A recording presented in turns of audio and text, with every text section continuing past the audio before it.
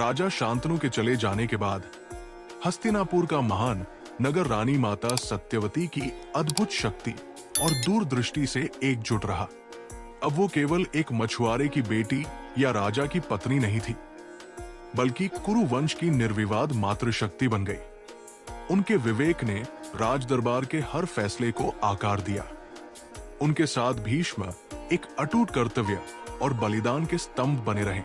चमचमाती कवच पहने, तलवार जैसी तीक्ष्ण बुद्धि के साथ उन्होंने दोनों राजकुमारों चित्रांगद और विचित्रवीर्य का मार्गदर्शन किया। वे केवल रक्षक ही नहीं, बल्कि सच्चे पिता के समान थे।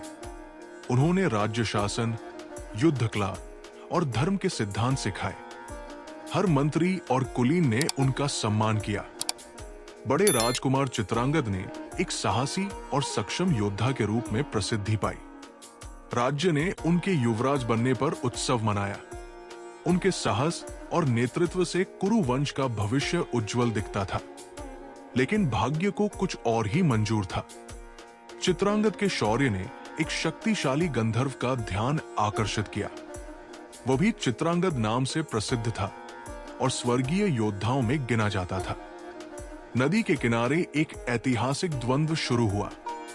कई दिनों तक मानव और दिव्य योद्धा ने अद्वितीय वीरता से युद्ध किया। तलवारें टकराई, बाणों से आकाश ढक गया और धरती तक कांप उठी। अंततः नश्वर और अमर दोनों के बीच ऐसी लड़ाई हुई जिसकी गूंज स्वर्ग और पृथ्वी तक पहुंची। कुरु राजकुमार अपने पराक्रम के बावजूद अपने नाम समान गंधर्व से हार गए। उनका शासन, जो उम्मीद से भरा था, क्रूरता से समाप्त हो गया। सारा हस्तिनापुर शोक में डूब गया, लेकिन सत्यवती दृढ़ रही। बड़े बेटे के जाने के बाद युवा विचित्रवीर्य को राजगद्दी मिली।